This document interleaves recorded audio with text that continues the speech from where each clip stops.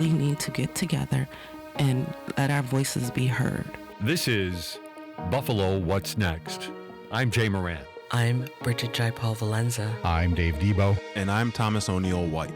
After May 14th, how can we afford not to talk about race? About education, about segregation, about humanity. Since the dawn of this nation, racial violence has existed. The way we have designed our society has a big hand in what occurred in that Tops Market. The suburban area, everywhere. We must work and teach our children. We need to make sure that we put more funding in our programs that help prevent gun violence and more money into art. If we're going to have some real healing, we've got to have space to tell some uncomfortable truth. This is Dave Debo. On today's program, we look at two different education programs. Coming up in just a little bit, Jay Moran heads to Niagara Falls. One of these other programs, though, closer to the Buffalo area, talks about these universal microaggressions. Let's say you're in a store, you're a person of color, and the sales associate won't leave your side. It turns out that that's just one example, obviously, but there are others. Dawn Askew runs the Strong African American Families program, and she says there are really a lot of things that black and brown people need to learn about in order to have self-confidence, in order to feel comfortable dealing with a range of situations involving their family. So one of the things in this course is also how do I address school? How do I support my child in school? How do I support them in being successful? So one of those things is how do I have a conversation with a teacher where I may feel intimidated because this is an educated person and this is a person who's teaching my child. How do I go to school with a goal and a plan of what I want to address, and how do I address that teacher in order to get the best outcome for my child? That will ultimately impact how my child will grow up, how my child will receive an education and get a job, and impact the overall family. Dawn is with the EPIC program. Every person influences children. More with her in just a little bit. But first, Jay Moran heads up north. We're here at the Community Missions on Buffalo Avenue in the city of Niagara Falls to talk about the SNUG program in Niagara Falls, a recently started program. With us from Community Missions, Eric Boerdner, the Vice President of Specialized Services, and Hassan Ford, who is the Program Manager for SNUG. Gentlemen, thanks very much for joining us. Thank you for having us. Yes. Let's first get into this idea about what SNUG is. Let's talk about what that specifically is and how it works. Okay, so SNUG is spelled guns backwards. What we want to do is bring hope to our community. Like today, SNUG. When it comes to SNUG, we want people to understand that we are here for a purpose, and we are here to bring change. What we do is we work to reduce gun violence in our community by mediating conflict.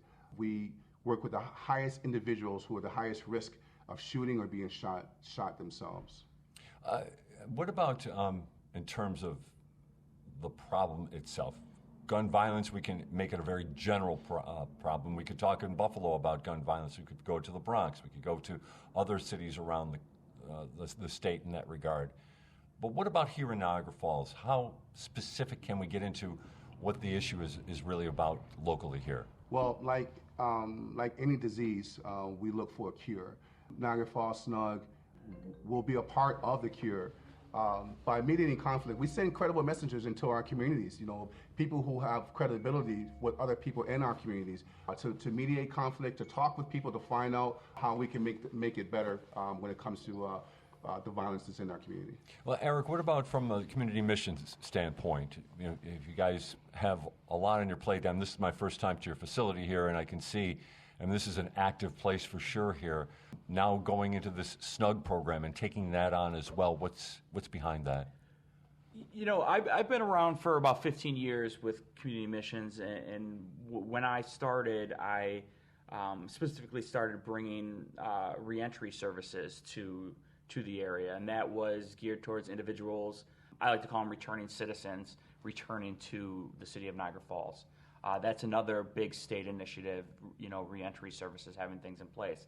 And over, the last decade, it's kind of grown our reentry services to various different programs, to some specific housing programs, to workforce development programs geared strictly towards returning citizens.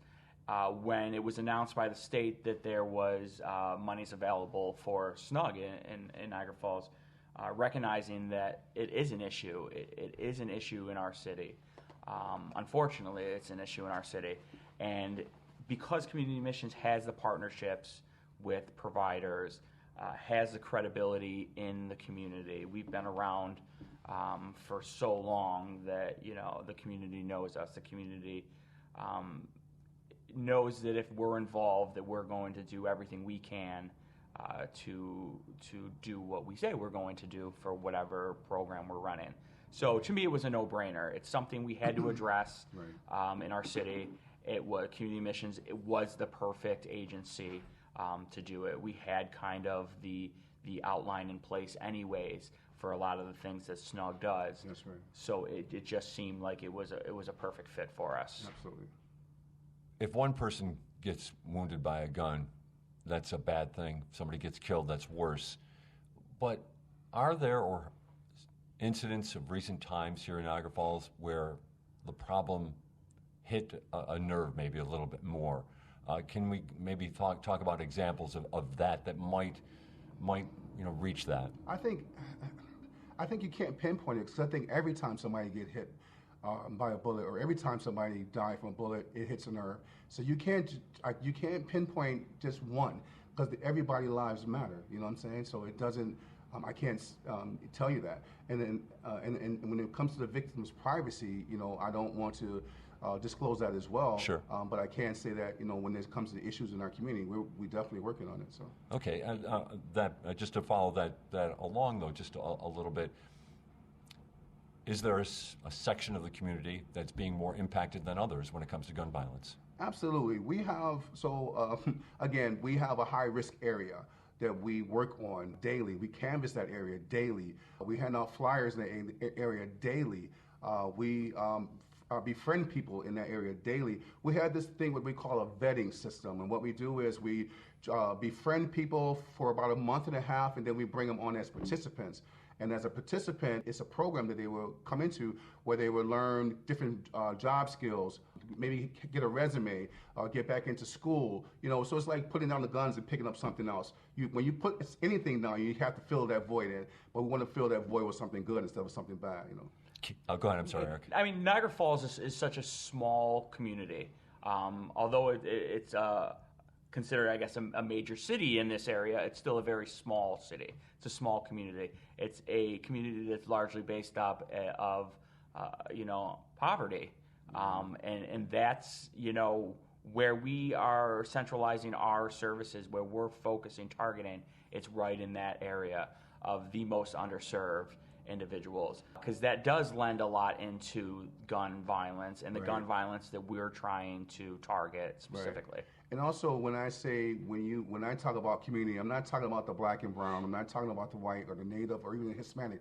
I'm talking about Niagara Falls as a whole. That is our community. So when we work on our community, I talk about that. When you talk about neighborhoods, that's something different, right? Sure. But when it comes to our community, we want to try to bring the beauty back into our community. Back in, especially Niagara Falls. I mean, we're talking about a wonder of the world versus Niagara Falls, Canada to America. We want to bring that beauty back over here as well. So. Right. And then take me, Hassan, if you can, or Eric, about, you use the word canvas.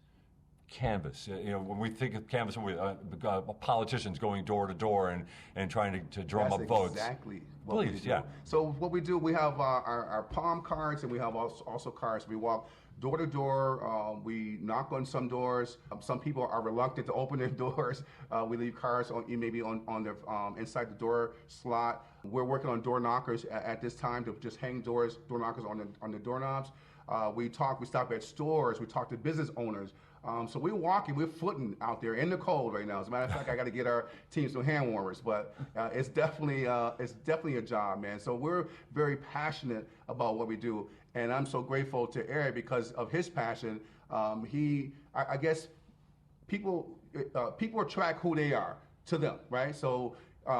He must have attracted me to him, and the team I attracted is like me as well. So we're all like similar, like when it comes to that passion and want to push forward and want greatness to come out of things that are so that doesn't seem correct. You know what I'm saying? So yeah. One of the important things to note that fall in line with the canvassing is the team, our outreach team. Hassan says our team, our outreach team, who are so important in all this.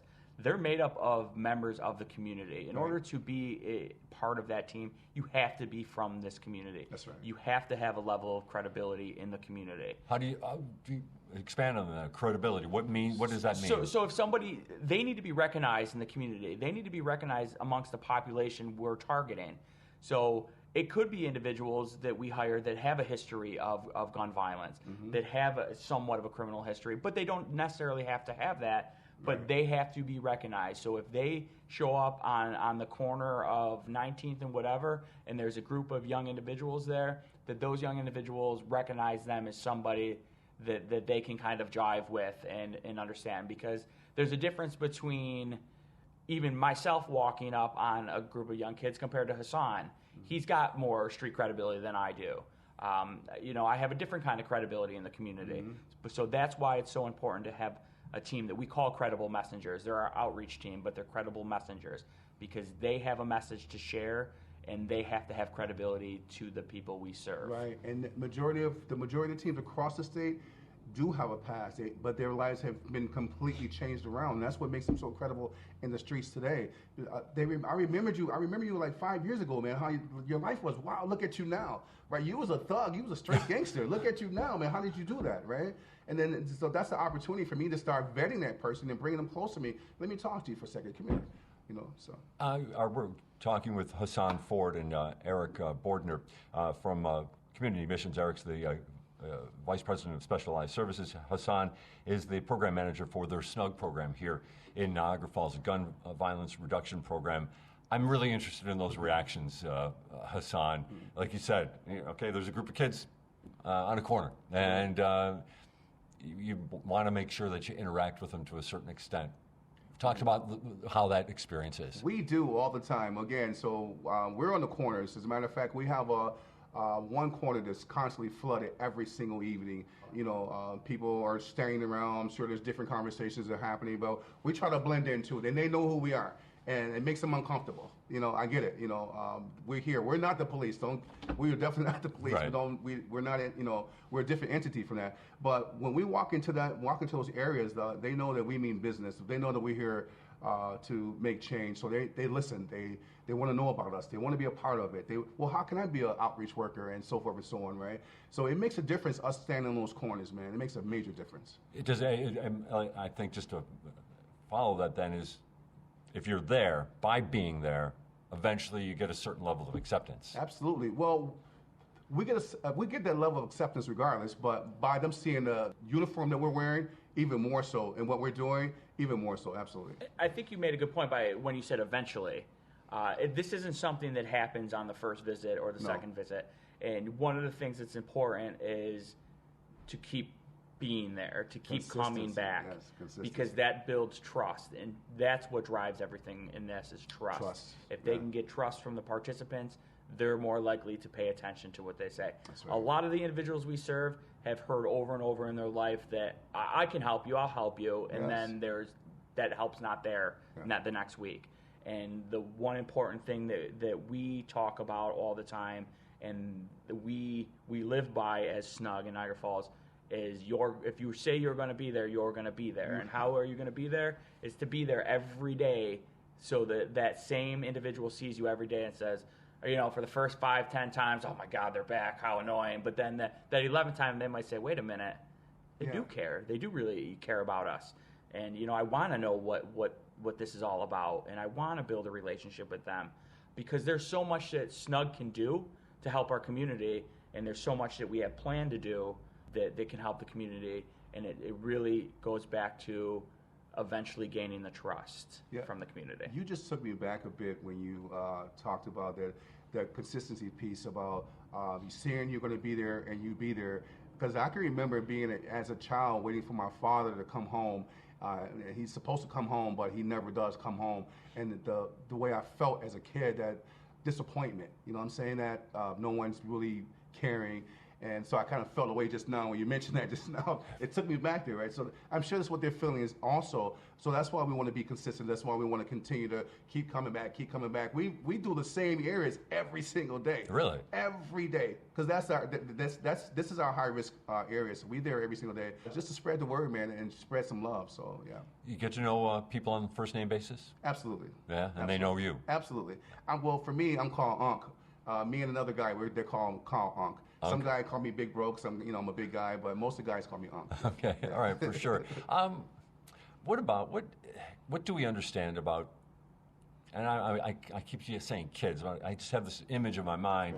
Right. Young folks who just, whatever reason, things aren't going well at home, not going well at school, whatever, and they find their way into gun violence. What do we know about these kids? And again, like before, you said you don't want to be talking about victims and things like that. But what are some of the experiences that you're hearing about? Well, I know per CDC, the Controlled Disease Center, the ages between 15 to 24, they are high risk kids, right? They make up 10% of the population, but they also make up 63% of the homicides in America, right? So those are the areas that we're working on right now.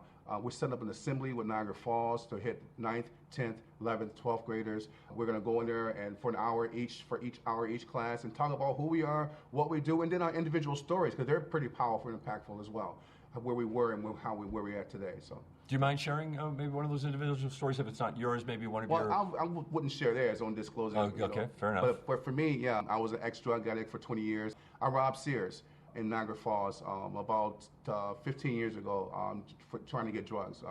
Eric known me for coming through community missions for about 15, 20 years as well. Being homeless, eating out of garbage cans, eating off the streets, sleeping in vacant alleys, vacant buildings, going crazy in the streets from overdosing. And today, I went through Narcotics Anonymous and asked God help. I prayed and asked God to deliver me. And today it's been, I have 10 years clean. I'm actually a business owner today. I'm gonna plug myself right now. What's the business? If you're plugging, let's plug. My wife and I own Enchanted Florist in Lewiston and Niagara Falls. I also own a gym called Body by Ford. And then Eric saw fit to hire me as a program manager for this program here. So my life is way different. So that's why I'm so passionate about people telling me, oh, man, it's going to be the same. Nothing's going to change. It will change. If you put the energy into that change, it's going to happen. But if you don't do nothing, if you don't change nothing, nothing's going to change. So you have to make that first step into making a change. Hassan, that's a great story for sure. Can you reflect? I mean, you said going through Narcotics Anonymous, yes. and sounds like divine intervention as Absolutely. Well. But what was the difference between Hassan before that and who you are right now? Hassan before this, that Hassan had a lot of self-pity, self-centered, selfish. I felt like the world owed me everything and they owed me nothing. I was lazy. I wanted things the easy way. I just didn't care about life in general. Yeah. We're with Hassan Ford and also Eric Boerdner from Community Missions. Eric's the Vice President of Specialized Services. Hassan is the program manager for their SNUG program, the anti-gun violence program here in Niagara Falls. Relatively new. It was a program that was here, went away because this is a state-funded program. And this is an interesting part of it. There is a level of accountability involved here. If you don't get the results, you don't get the funding. Absolutely. There's certain metrics that we have to follow, certain amount of participants that they need to provide services to. We have to do community events every month. We have to have a community event. We have to have a participant event every month, and those are a little different from each other. Because we're so new, we're still building our participants. Really come February is where they will start pressing a little harder to start rounding up participants. And those participants are the individuals, like Hassan had said a little bit earlier, individuals who have the highest propensity to gun violence or be a victim of gun violence. Like today, we are hosting our open house, and that's our large community event for the month. And this is a relatively new outreach center, is that right? Or it's our brand new building on Pine Avenue in Niagara Falls, which basically intersects our target area right down the middle. And so we're right in the center of the mix on where, there is the highest amount of and highest risk of gun violence. And we're really just trying to show off our new building because that's going to be important down the road for participants and for the community to know that we're there right in the heart of the things. Our new building will be able to be used by participants, by the community. So we want to say, hey, we're here, and this is what we're going to do, and this is how we're going to try to do it. So there's a lot of things that the state really pays attention to this. This is a big push from New York State for obvious reasons. Right. Like you had said that, New York State, no matter, name a big city and there's likely an issue with gun violence in that city. Niagara Falls is no different than the Bronx, maybe in size and in amounts, certainly, but that's about it. But if you consider our size and our amounts of gun violence, it adds pretty close to the same. Yeah. There is metrics we have to follow. There is, money that needs to be spent, and it needs to be spent on the right things, and that's events with the community. That's taking participants to a football game, a hockey game, a concert. Change, showing them that there is a life outside of the streets and playing with guns. Absolutely. And because a lot of our individuals that we plan to serve, they don't necessarily know that there's a difference.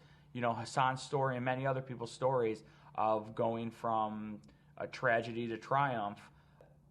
Not every individual has that, but they don't know that. They don't know that they have worth outside of what they're doing, whether they're in a gang or just running with a crew of individuals. Yeah, that's powerful. They don't know that, and that's what we're here to do, and that's the driving force of SNUG, is to let our community members know, specifically individuals with the propensity to be involved with guns in some way, that there is changes that can be made, and we're here to help. We're here, and we're going to keep being here to help you. Ironically, again, he keeps saying something that triggers things in me. Ironically, the building that we're in was a bakery that got robbed constantly. So we happen to be a gun violence prevention program. We're in that building now. Wow. Talking about going full circle. Right. For sure. There's a narrative out there, and I'm just curious from guys who are now seeing this on the ground level, that the problem has gotten worse in New York State. I guess that's been the narrative. Do you find that, or is it just kind of the same as it's always been, or is it getting better? How do you rate things now? Well, so I did a training, and it talked about people are saying that people are dying daily. There's shootings daily, and we're in the midst of it. There's no shooting daily. People are not dying daily. Maybe once every 2 weeks. Maybe. Okay. Once every 3 weeks. So, some people take things out of character. Some people absolutely, exaggerate. and that's why I wanted to get this from you. A lot of stuff is exaggerated, especially when it comes to misinformation. So, people misinformed people, right? If I get wrong information from you, I'm going to give it to someone else. Now we're all misinformed, right? So, I think that's exaggerated. Okay, and then I was curious also about this. So, when there is a shooting, is that now all of a sudden a target for you? Absolutely, yeah. When there's a shooting, we wait about 2 days, and then we set up a shooting response team. That's made up with some clergy people in our community, community members as well, and then the SNUG team, which is all of us. We on the bullhorn, we're shouting out, "Stop shooting! We want to live." And they repeat what I say, or repeat whoever's saying that. No more mothers crying, no more babies dying. They repeat the same thing back and forth. We're there for about 20 minutes, man, and it's powerful, and it is strong, and it definitely works. Are you seeing kids come to your message? You're sensing that this kid who you met 2 months ago on the street corner hanging out with his friends, all of a sudden maybe he's finding Uncle a little bit more of an attractive person to talk to? So again, we're just starting out right now. Gotcha. Although we're in the schools right now, the kids are like, want to know who we are and what we do in the schools at this point, but as far as being on the streets, not Gotcha. yet. But I'm sure in others, SNUGs in some other cities, I'm sure that's what's happening right now. Yes. Okay. You know, it's important to add to that, you know, when there is a shooting, one of the other important things is quick response. And that's because our team, the SNUG program, can offer a lot of things, not just to the victim, but the victim's family as well. You know, there's a lot of things that, you know, our social worker and our team can help with, both financially, support, you know, emotional support, and, you know, but the financial piece is a big thing. You know, for an example, funeral expenses is something that we could possibly help with. Obviously, nothing's a guarantee in this world when it comes to, you know, money and availability of money, but it's always something that we can help with. Relocation, Hassan had talked about. The other important part of quick response is the mediation piece, to be the eyes and ears. If there's a shooting, our team should be responding to that shooting immediately, to the scene, to the hospital, because they want to be there to support the families, the friends, but they also want to be listening for, is there a thought of retaliation? Absolutely. And how do we mediate that? And they're trained in mediation techniques on how to mediate that, and talking to the other side that may or may not be involved, but associates or family might think they were involved, saying, hey, this can't get out of hand. We can't let this get out of hand. You know, let's figure out what the root of the problem is and address it. Absolutely. So there's so many important pieces for SNUG, from the time a shooting happens to well after. Our team attended a funeral of a recent homicide victim, and the family was so gracious to know that they were there to support them.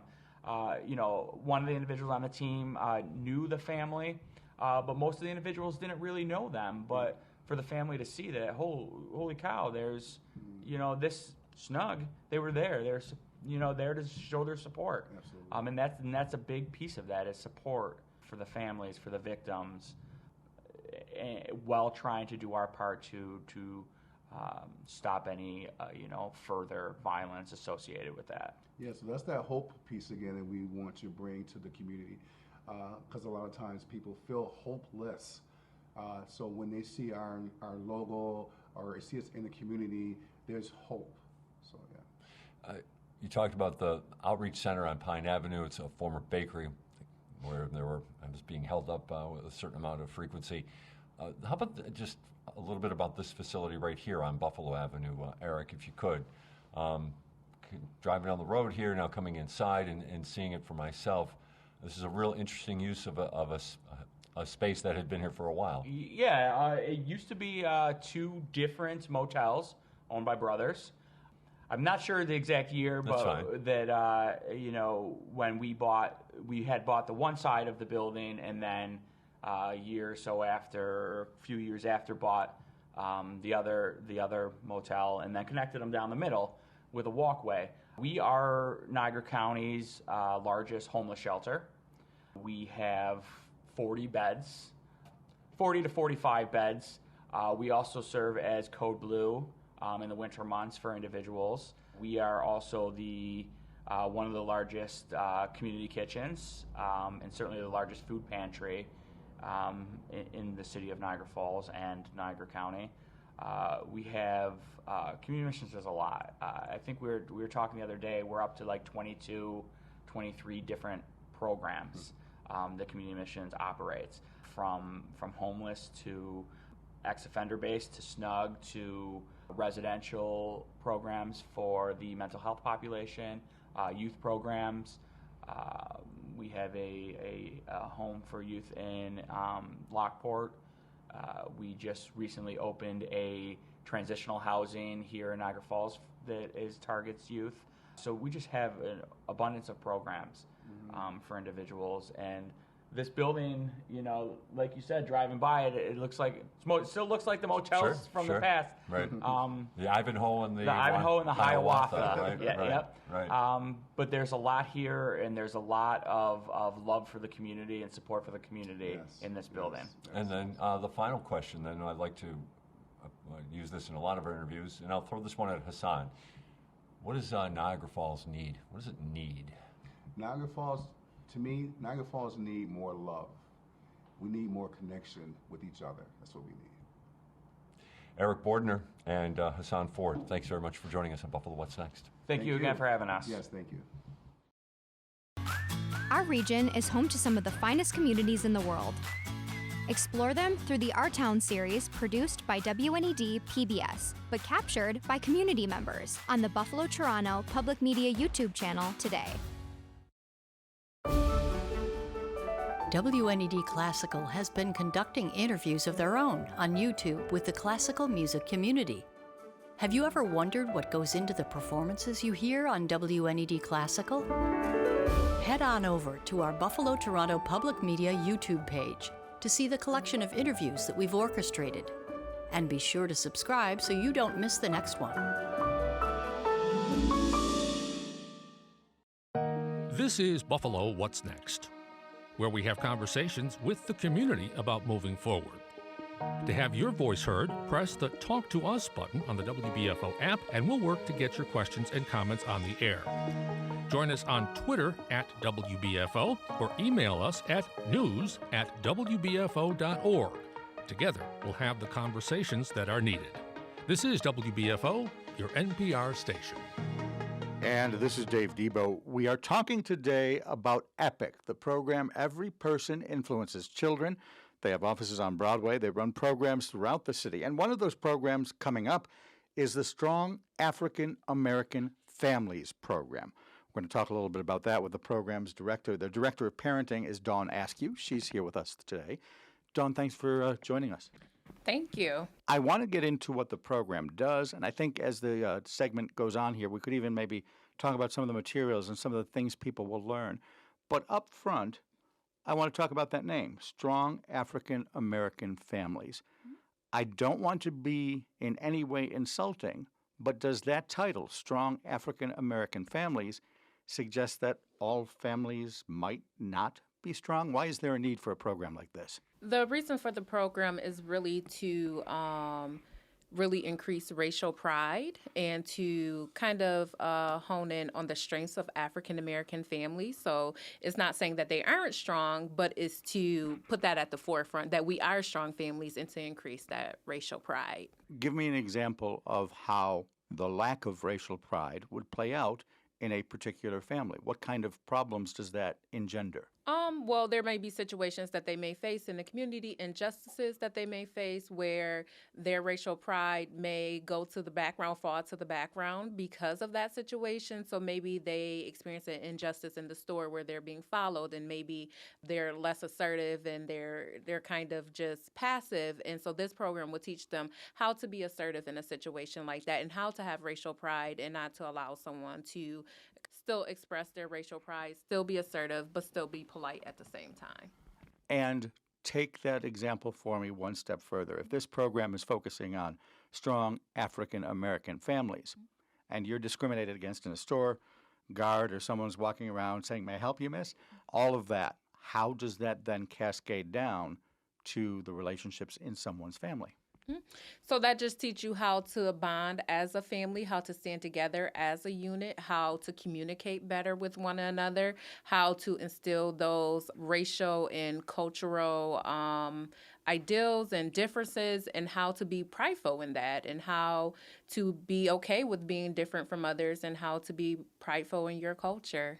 Is it safe to say that those kind of aggressions, microaggressions, happen often enough that someone is just beat down, and then that cascades again down into the family? Absolutely, and they often happen, and so often that sometimes people ignore them, and sometimes they normalize them. And so this program is to let people know that it's not normal, and it's okay to address them, but address them in a way that's appropriate. Give me an example. Let's use that one that you cited about the store.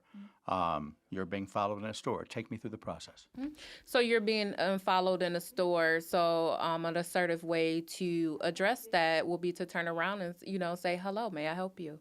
right? So a friendly tone, yet firm and assertive to let them know that, yes, I recognize your presence. I recognize that you're following me. May I help you? But it's not aggressive. It's not pushy, but letting them know, I see you here. I know you're following me. May I help you? And does the need to do that affect someone's psyche? Is it demoralizing? No, I don't believe it's demoralizing. I believe that it helps that person value themselves and being able to stand up for themselves. So that's just one example.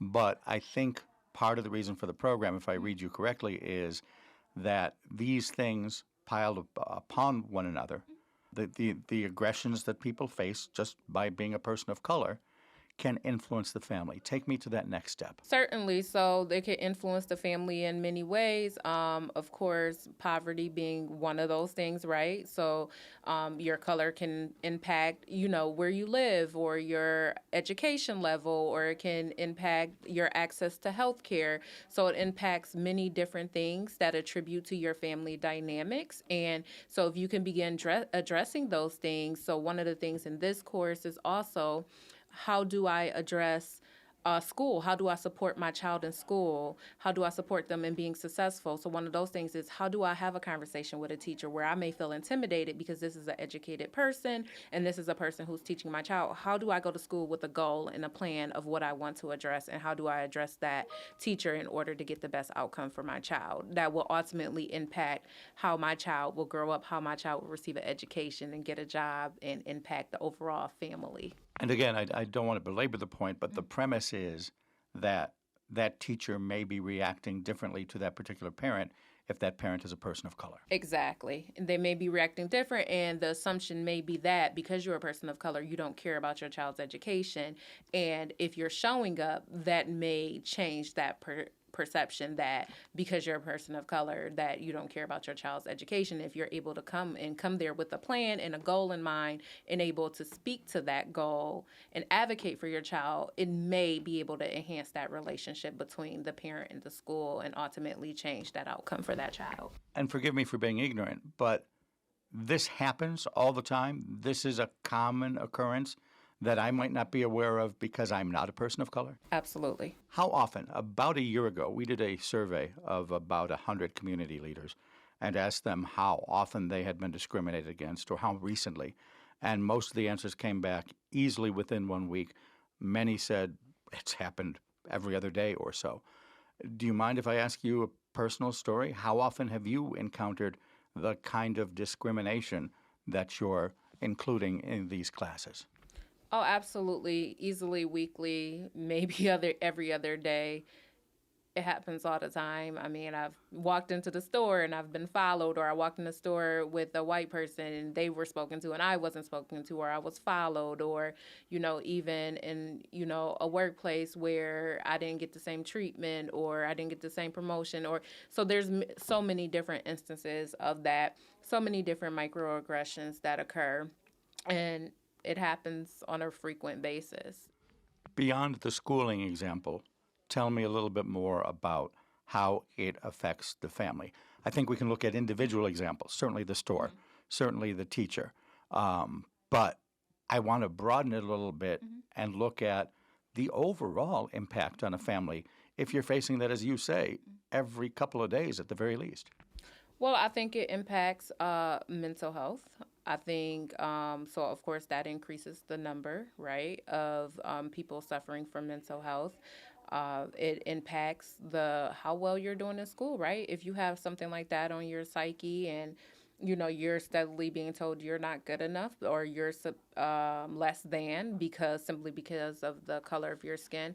So I think it impacts the outcomes, not to say that you can't be successful because of the color of your skin or because how you're treated, but I definitely think it impacts your ultimate outcome and the ability to be successful. Is it a matter of giving people in these classes specific techniques to deal with, that microaggression in the store, or is it something broader, just be confident in yourself? I think it's a combination of giving some techniques, as well as encouraging racial pride and standing in who you are, and also giving the families more tools to work with each other and communicate with each other and have more openness and communication among each other. Because a lot of times within families, they don't talk about these things. They kind of just push them to the side and not deal with them. And that's their way of coping, is to not deal, and sometimes that's not the best way. So that brings in the whole mental health aspect, and we've discussed that on this program with other people. The more you bottle stuff, the worse it becomes. Exactly. I'm going to tell a story on you. We're doing this interview in your office, and on the wall behind you, you have a little poster that says, "You are fabulous, you are powerful, you are capable, you are talented, you are special, you are important, you are valued, you are intelligent, you are empowered, you are respected, you are deserving, you are brave, you are loved." Is that kind of affirmation the kind of thing you teach here? Absolutely. Absolutely. And we also have a creed that we do for each session for strong African American families. So each session has a child and a caregiver session and then a family session. And each one of those, we do a creed. And it's important that they say, we are strong African American, and, we believe in this. And we want them to keep saying that so they believe it in their mind. We are strong African Americans. So we need that affirmation.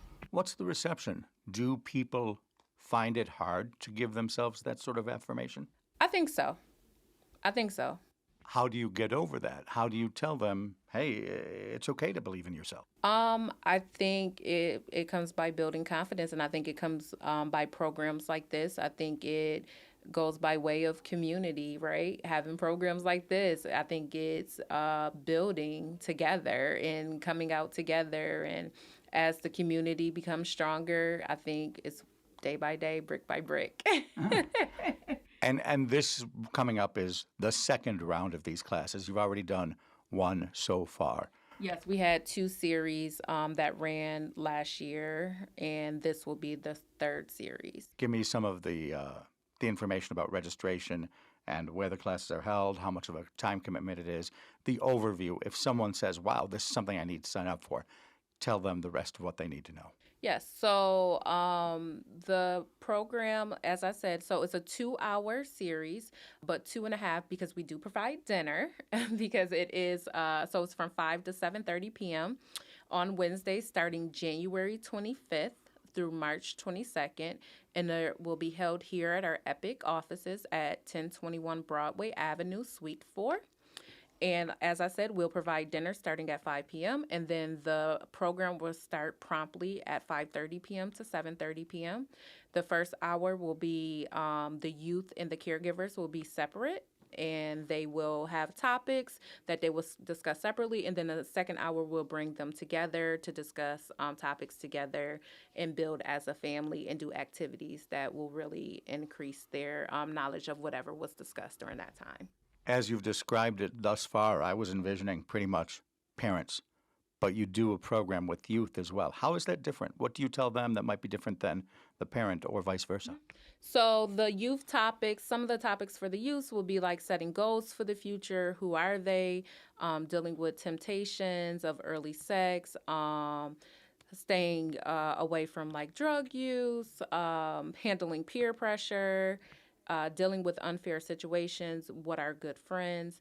And then, for instance, for caregiver topics, supporting your youth, making and enforcing rules, just everyday parenting, how to support your children in succeeding in school, protecting against dangerous behaviors, encouraging racial pride, and then staying connected with your youth, which is a lot of times hard for parents to do, especially as they age and hit those preteen and teen years. I joke that I loved my children when they were toddlers, but when they became teens, it was a different ballgame. Right, exactly. And so that's what this program is really meant to do, is to build that communication and help strengthen those bonds and communication between families. In our last series, we really saw a lot of the communication and bonds strengthen. And we also saw a lot of friendships develop through those series, both on the youth side and the caregiver side. I notice a commonality in the list of topics for caregivers. Mm-hmm. There's protecting against dangerous behaviors. Mm-hmm. And on the youth side of the equation, there's also dealing with temptations for early sex. Mm-hmm. Both of those are basically in there to avoid risk. Exactly. Avoid risky behaviors.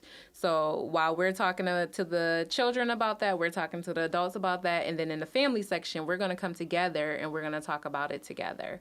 And we're going to do activities to help the parent and the children understand it as a family and also bring rules into the home. So there will be activities to kind of help the family with bridging that.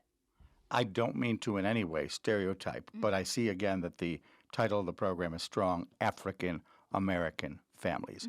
In either case, with the kids and early sex or with the adults and just risky behaviors, are there certain behaviors that an African American family is more likely to struggle with? I don't think it's more likely, but it's definitely common, and it's something that we want African American children to have access to, and we want them to have the tools to deal with this because it's something that all preteens and teens go through. But on the prevention side, they're less likely to receive the prevention. How young are we talking about here? And the second part of my question is, at that age, how do you address sex? So this particular program is for ages 10 to 14. So, you know, of course, kids can be younger than that, but for this particular program, it is for ages 10 to 14. And in terms of sex, there are videos that go along with this program. It is an evidence-based program that was developed by the University of Georgia. And there are some videos that help coach along that talk and discussion with sex. Dawn Askew is with us. She's the director of parenting for EPIC, Every Person Influences Children. They are putting forth a Strong African American Families class. At the end of the program, grab a paper and pencil. We will give out information again about registration for the program. And in the meantime, we'll continue talking a little bit about some of the things that this program does. Check out the Our Town series produced by WNED PBS, but captured by community members on the Buffalo Toronto Public Media YouTube channel. Ellicottville is a town of variety, not only in what they have to offer, but the people. The Burlington community is becoming increasingly multicultural, and the library is reflecting that. Parks and playgrounds have been what makes the town of Tonawanda a great place to grow up. The series began in 2003, but it's making its debut on YouTube now. Although some of the businesses and people may have changed over the years, the spirit of these wonderful towns remain the same. We just didn't realize what we had in our own backyard. We need the next generation to protect it and carry on. Learn about Jamestown, Burlington, Welland, East Aurora, and more than a dozen other beautiful communities in our region by watching the Our Town series now on YouTube. I would live there. This is Buffalo What's Next, where we have conversations with the community about moving forward. To have your voice heard, press the Talk to Us button on the WBFO app, and we'll work to get your questions and comments on the air. Join us on Twitter at WBFO or email us at news@wbfo.org. Together, we'll have the conversations that are needed. This is WBFO, your NPR station. We've touched on the caregivers to some degree. We've touched on the youth. After you've each talked to them individually in groups of kids and adults, you bring them back together. Yes.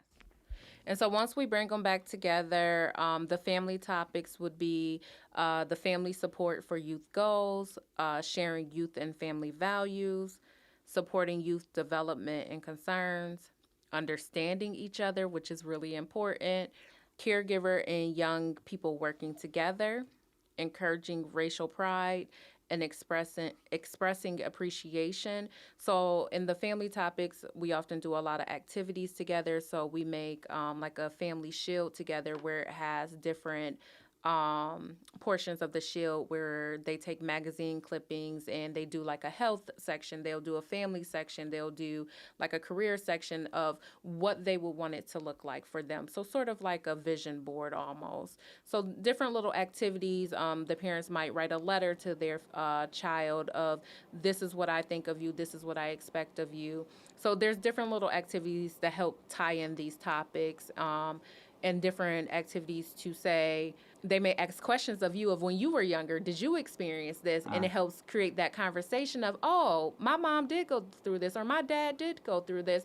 Oh, we're not that much different. So it kind of helps open up that door of communication and you and your child understanding each other a little bit better and creating a little more openness and being an askable parent so that they want to come to you when things are going on.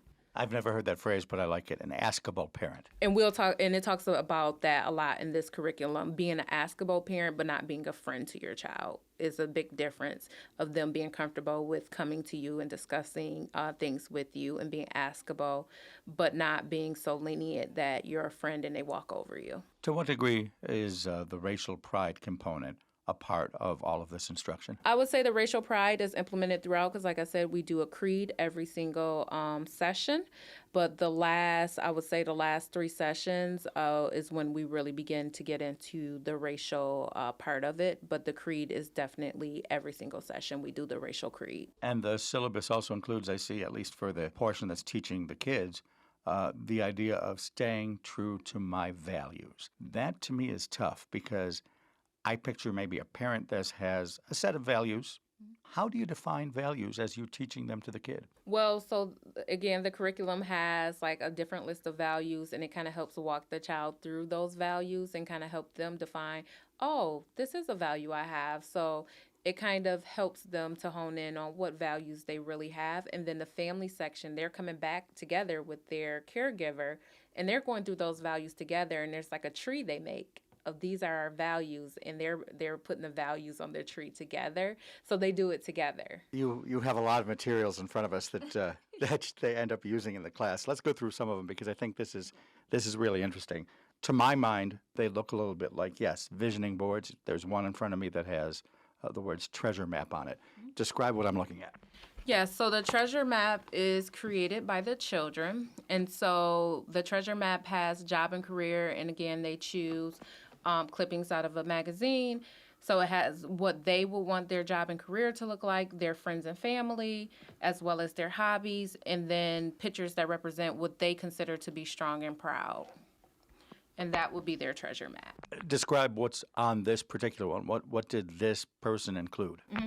So on this particular one, this person included for friends and family a picture of Oprah and Gail, and then a picture of a Black family with a mother and father and a daughter. And then for hobbies, a cruise ship. And then for job and career, a public speaker, Spike Lee, and 2 other people. A film director, a professional dancer, HBCU students, and MC Light. And a future 10 Black women in tech. And now how do you use this? After they assemble this board, what happens? After they assemble the board, they take it home and they keep it. And it reminds them of, again, that pride of this is what I want my life to be. So similar to a vision board. This is my treasure map of where I want to go. The other piece we have in front of us here is a big tree. Mm-hmm. That one was the treasure map. This one looks like a family tree. Mm-hmm. It's a poster board about, 2.5 feet tall.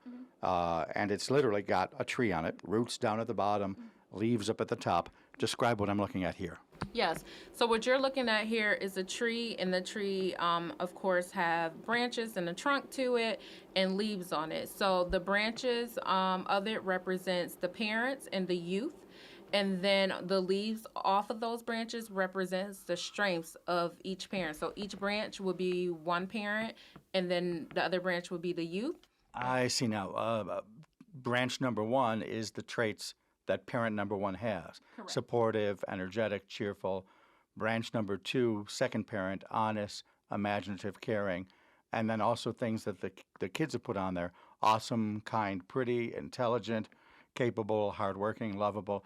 That's where you start, by having them put the leaves on the tree, the attributes that they... They actually draw the tree. So they do this with their parent, the parent and caregivers, and the children draw the tree together.